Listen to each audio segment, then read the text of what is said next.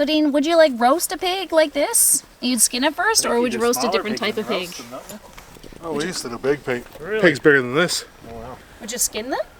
Or just shave them? $100 a feed on the pigs the whole year around there. Yeah, right? Yeah. So. Lots of room. And having like a third of the pig is what we got. So. Yeah. Oh, did you put pork up here? Got a few things to do today. Hopefully, while there's a small break in the weather. Hopefully, you can see the blue sky up there. We've had a tough couple weeks since we did the pigs. It's been raining pretty much non-stop, so it's been hard to get out and get some projects worked on. So today, I think we're supposed to get another big shot of rain this afternoon, so I'm going to try to get out and clean up a little bit out here, just pick up all the fencing and things that I've not put away yet, since all the pigs and goats are gone now. And while I was doing that, I was going to answer a few of the questions that people left in the comments. Ooh, we had a tree blow over. So we had that big storm last week. And this is something I sort of expected. With thinning out the trees here, you would expect that they're used to having a lot more trees around them. And so some are going to blow over in the first year. Alright, something for me to come out and clean up. It looks like we had a little bit of washout too around the roots of that tree. It looks like some signs of erosion, so hopefully that grass takes in soon. And here where the pigs were, this was kind of a sacrificial area almost, because the pig's hut was in here, which I've started to disassemble a little bit.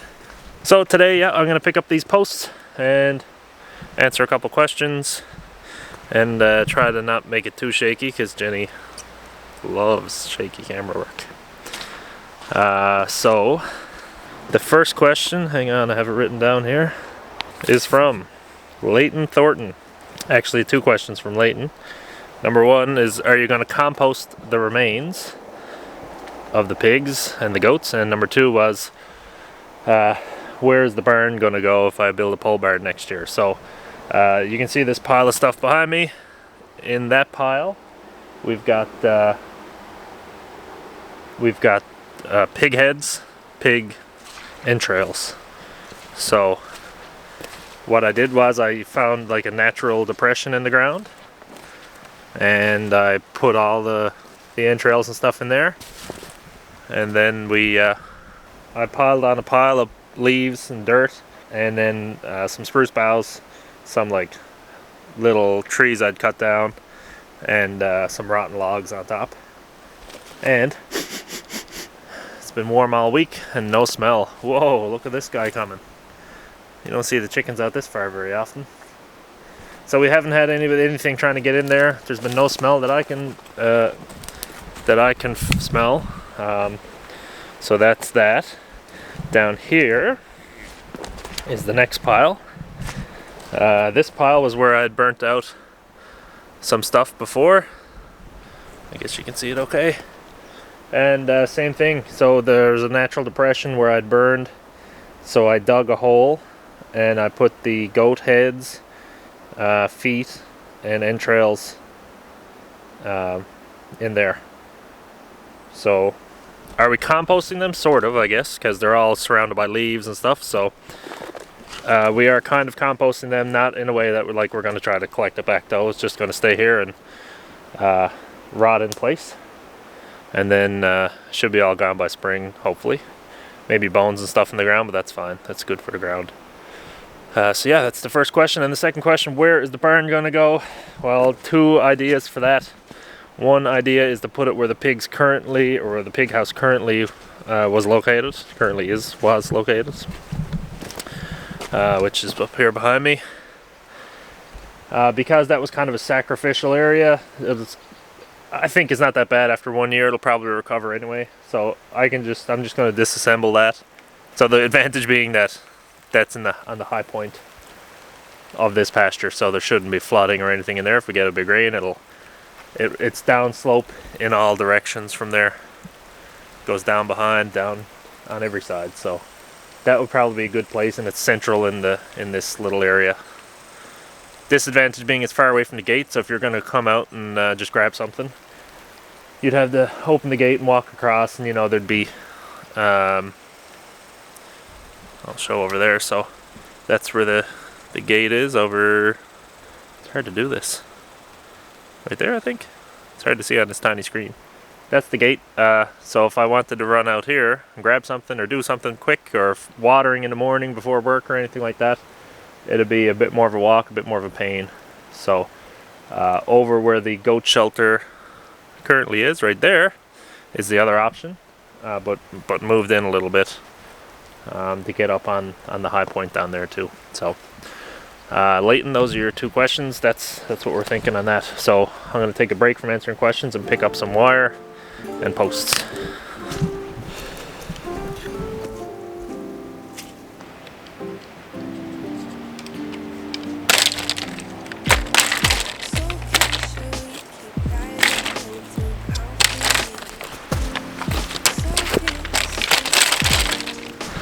This section is cleared on the fence now. Let's just have a quick look at the grass we've got going so far. This was the last place to get seeded, so it's come in patches. There's grass everywhere, but in some places it's pretty sparse, like up here. But this all just got washed out too, so once we get a good grass in there, there should be no more erosion happening. But if you look in close, you can see there's some clover, lots of clover coming up, which is good. I was worried about the acidity kind of slowing down the rate of growth of some of the grass. I'm still going to do a test patch of sprinkling some wood ash in a certain area and seeing how that affects grass growth, because wherever I burnt a pile of wood, the grass seems to grow the best around that area. So not a question, but someone asked if we could show what the pigs did in the bigger area, and I've said it before and I'll never say it again, that we think we hit the last garbage patch, because the pigs have unearthed a good amount of garbage out here. So I'll show you just a really close area, and then we'll walk through the woods down to where I got to take up the last bit of fencing. And so you can see, first of all, right there behind me is a tarp that was under the ground. There's bits of plastic and stuff everywhere, sadly. So once we get a day that's going to cooperate with the weather, we're going to come out and clean up this. Here we've got some shoes.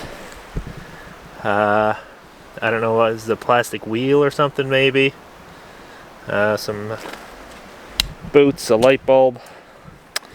So it's very sad, but that's what we have, and we're gonna have to deal with it. So we're just gonna come out and do our best, and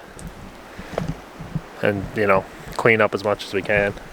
You can see some disturbance from the pigs under the trees right here. But once the pigs were in this big area, they're in a pretty big area, probably half acre or so, for over a month. So the disturbance level is definitely quite a bit lower. And also it was a time of year when we were getting apples and pumpkins and stuff, so the pigs were getting lots of food that maybe they didn't forage as much.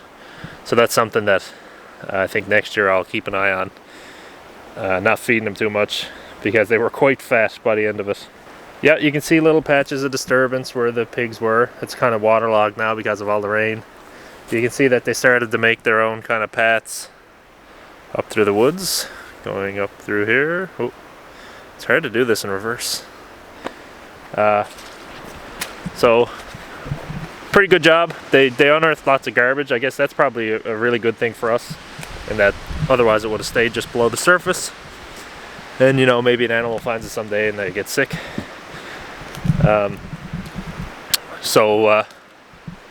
Oh, the amount of glass down here. I'm hoping to find a bottle that's worth $1 million one of these days. So here was the bottle dump. Here's some really good disturbance over here from the pigs. So that's, I mean, it looks messy now, but once I come in and cut out a lot of the trees and pick out the big rocks and seed it in the spring, we should have good grass growing here then, I'm hoping anyway. We had a few trees break off out here over the storm. There's another one right there. Another one cracked off.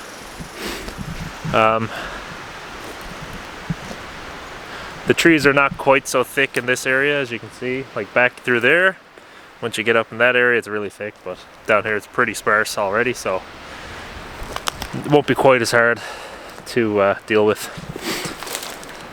From Ashley Riddett was, will we do pigs every year, every second year? What's going to be our plan going forward with the pigs? I won't put pigs over that area again, not anytime soon anyhow, because of the amount of disturbance that they create. So I'm standing in a place now that was normal forest floor, but I guess the pigs really enjoyed this area, and you can see that it's pretty ripped up here now.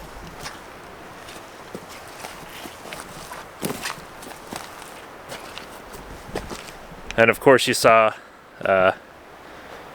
that all year the pigs were doing a wicked job of tearing up the ground for us. So I don't want that to happen. I did all that work to clear out trees and get some grass growing there, so I don't want to put pigs back in there, at least not now, to rip it all up again, because it takes too long to recover if I'm going to be having sheep go through there.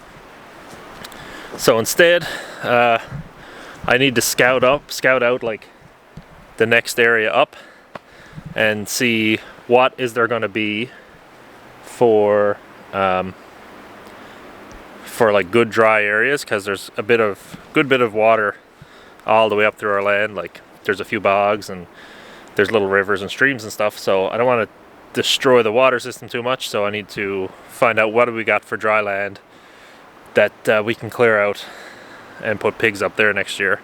So that means cutting another fence line, making sure I don't stray off my property with the fences, and so yeah. So will we get pigs next year? I really hope so. I hope we get some good weather now, November, December, and I have lots of time to come in here and cut wood and get it ready, and then we'll put pigs in the pasture number 2 next year, which doesn't exist yet. And then pasture number 1 is just going to be grass for grazing sheep next year, hopefully. That's the plan. So that's what we're thinking for pigs. But pigs are such a useful animal to have, and they're not that hard to keep, in my opinion. So, and they're like a very economical food source. So it would be great to have pigs again next year. That's hopefully the plan. It just depends on if I can get time to clear out pasture again. Here's a great example of, it might not look like the pigs are doing that much, but if you look on the other side of where the electric fence is, you got all that mossy forest floor. Pigs have been here. Pigs have not been here.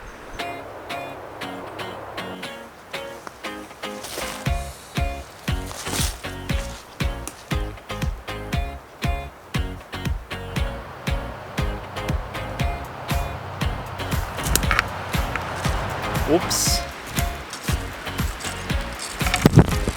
Reels up. Next question. Are our groceries largely paid for from throwaway? I would say no. Where our meat is, since we actually haven't bought meat outside of maybe a couple of packages of ground beef since July 10th at least, since we killed our first batch of chickens. We've been completely only on our own meat, which is great. We've had chicken. You know, I'm lucky enough that my family sends me moose sometimes and codfish. So between all that, we haven't had to buy any meat since the summer. So now with the pigs and the goats, you know, roughly, and the latest batch of chickens, we're up to quite a bit of meat now. We've got one small freezer just filled with chicken, Sorry, rough ride here, isn't it? Jenny's gonna love this, but that's it. I don't got much time. Now that we got the pigs and the goats in there, you know, plus the latest batch of chickens, we're looking at 300 pounds of meat or something. So we're not vegetarians for sure, but we're not like, you know, super carnivores either. Jenny makes vegetarian meals sometimes and they're good. So you know, and the eggs, we're getting eggs all the time too. So in terms of protein, we're looked after. In terms of veg, we didn't have a great year in the garden, so I'm thinking we will do better on that next year, and we'll have to come up with, we'll either have to do some preservation or we'll have to get a cellar or something, or dig out a cellar for root vegetables. But that's a big goal for next year, is to get more vegetable matter grown here as well, which is why we put such an effort into composting. Last question was, did we perish in the storm? A lot of people asked about the storm we had. We had about over 8 inches of rain here. So for our metric people, that's 200 and something millimeters. So over 200 millimeters of rain, which is quite a shot. So everything's pretty water soaked here. As you can see, this is where I'm walking currently. This is one of the pigs' favorite hangouts. So did we perish? No, we were very lucky. Like I said earlier about putting the barn up there, the piece of land we're on kind of slopes away in all directions, so that any water is not going to really accumulate around the house. So so far anyway, so no, zero damage for us.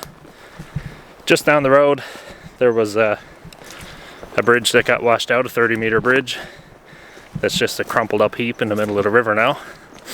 And on the other side, a new bridge washed out as well. So very close by, there was a lot of damage, but we were lucky. So thanks for asking, everybody, but yeah, we were just fine. So another question we got was, how did we kill the pigs? And it's something that I did a lot of research on, but I couldn't find very great answers for. Well, no answers that really helped me too much. So we ended up using a 30-30. Which is a big overkill for a pig. And don't go in there, buddy. But it worked great. I have a 12 gauge here as well, which we could have used a slug for. But the debate between me and Dean, who was helping me, was, is it better to have the slug to get all that concussion, but possibly make a big mess, or is it better to use the 30-30 and just make sure your shot is good? So after some back and forth, we decided on the 30-30, which, I just researched that you got to make an X between the ear and the eyes and kind of shoot that way perpendicular to the skull. And so that's what we ended up doing. First pig came over, we put him inside the electrified area and kept the other two out. And I just put down some pig feed, and I don't know if Jenny put it on the last video or not, but they were very lethargic, kind of. I don't know if because they hadn't had their food in a while or what, but they seemed very, I don't know, like lethargic almost, like usually you come over for food and they're wild, screaming and pushing you, trying to get you over, but that day they were quiet as mice almost. And the first one lined up for me right away. As soon as I turned his head, he just kept it right there, and I was able to shoot him right away, and he went down. The second one was much the same, just standing around like he's waiting for his turn. And it was a zero stress situation other than me. The pigs were not alarmed. You shoot the gun, they wouldn't run or squeal, and they hung around the whole time. And when there was one left, he just laid down outside the fence, and I shot him outside the fence. He took me about 2 minutes before I shot him, because there was a few times where I was about to pull the trigger and he'd turn or whatever. And that was my biggest fear, was that I'd be pulling the trigger and he'd be turning his head to look somewhere else, and I get a bad shot and then he's running through the woods, injured and screaming and in pain. But I checked all 3 shots after. All of them were perfectly in the right place, and all the pigs just dropped right away. So I was really happy about that. Then the goat, they were all easy to grab, and yeah, it was weird. It was all the animals were just totally chill for the whole thing, which was surprising to me. I thought that the goats, once they got a bit of a spook and they saw their buddies getting grabbed, that they'd take off, but not a bit. They all were within, every animal was within 20 feet of us for the entire day. So not expected, but I'm glad that's the way it went, because it shows that the animals weren't under any stress, and you know, everything, they died really fast. They weren't experiencing a stressful situation like they would, like if we sent them away to get butchered, they'd be feeling the stress of transportation. They'd be feeling the stress of hanging out in the temporary pen that they'd be in as they're getting killed. They'd be seeing strange people that they don't know. So all that would build up the stress level and make for a bad experience for them. Now, I'm not saying that we provided them with a good experience at the end, but at least it was really fast, and I don't think they even knew what was going on. So, as evidenced by their complete lack of concern. The weather's getting bad again, quite windy. Like I said, I hope my voice comes through on this. I'm going to get those leaves back in here. We're going to store the leaves in here that we collected, because they're just so soaked through, and we got another full week of rain ahead. So I'm going to throw those in, and before the rain comes, I can see the clouds coming. So we got a few little patches of blue though, which is so nice to see after, well, it's been raining for 2 weeks straight. So I'll heave those leaves in, and if it's not raining, we'll do another job.